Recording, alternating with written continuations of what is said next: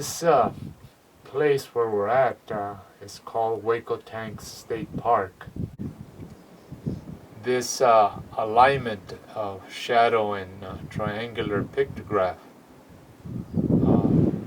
was offered to us by the guardian spirits of Izcalotlan, which is called Hueco Tanks State Park. This happened 20 years ago. Actually, 20 years ago we began to enter this park to make offerings to the guardian spirits, to the Tlalocs, to Quetzalcoatl,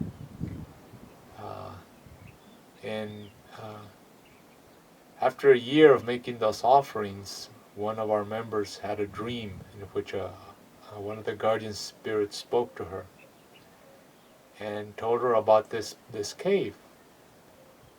And she wasn't given an exact location, just a description of it. It's called the cave where the waters descend, Atemostli cave. And so we were to find it, we were to honor it, and it took us about over 4 hours of walking through the park. And we almost gave up. And then there at the very minute we found it. And we found it by a pictograph that's not even drawn by human hands. It's a pictograph you can only see around noontime, at a certain time. It's a figure of a woman. And the guardian spirit said that it's this woman that guards this place, guards this cave. And this alignment that's happening, it happens twice a year, on May 27th and July 23rd. And between those two dates are 2 full moon cycles. So this is an alignment marked by 2 moon cycles. And of course the woman guarding this place means that this is somehow related to the life-giving ability of Hueco Tanks of Izcalotlan.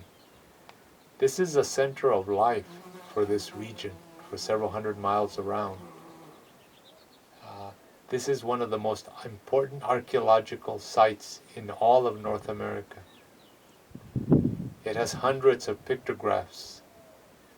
It's a place of pilgrimage for many people in the Americas.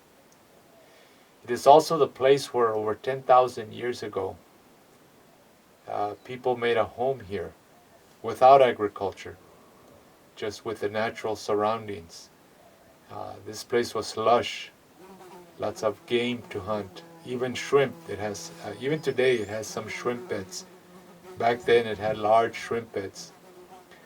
And the people lived here for a long time, and then they themselves pilgrimaged to the 4 directions. And then some of them came back. About 4,000 years ago they came back and they brought agriculture. They brought corn and the way to farm corn. And this whole area was populated by the Uto-Aztecan speaking peoples, or the Nahuatlaca. All this land was Nahuatl land. Same kind of people that created Mexico City, Tenochtitlan. Same kind of people that today speak Nahuatl, the root of the Mexican culture. That's who populated this land 10,000 years ago. And this is when we came back, when we came to this place, we wanted to renew that relationship. This is one of our places of origin. And so after doing those pilgrimages for a year, we were shown this cave, and through the flight of a hummingbird, discovered this alignment. We're shown this alignment. So this is a gift from the guardian spirits to the Nahuatlaca community, to the descendants of the Nahuatlaca, the Mexican community of this area. The Nahuatl-speaking group that was here when the Spaniards got here, they were the Tampashoa. They're a Uto-Aztecan speaking group. the Tapashkolmi or the Humano, they're an Uto-Aztecan speaking people. The Kawate were also Nahuatl speaking people. And so we have a 10,000 year connection to this place. If you're Mexican, you belong here. Our ancestors were here over 10,000 years ago. We're not migrants, we're not immigrants. This is the land, it's not our land. It's the land that belongs to the guardian spirits, to the life creators. And it is our responsibility to take care of it. And this beautiful alignment, which is happening right now.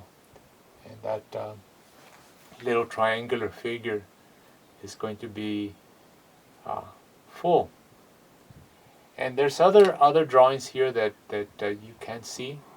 But this shadow, before it aligns, it also touches certain points which mirror the mountains, the figure of the mountains that's where the sun rises. And it touches certain points to let people know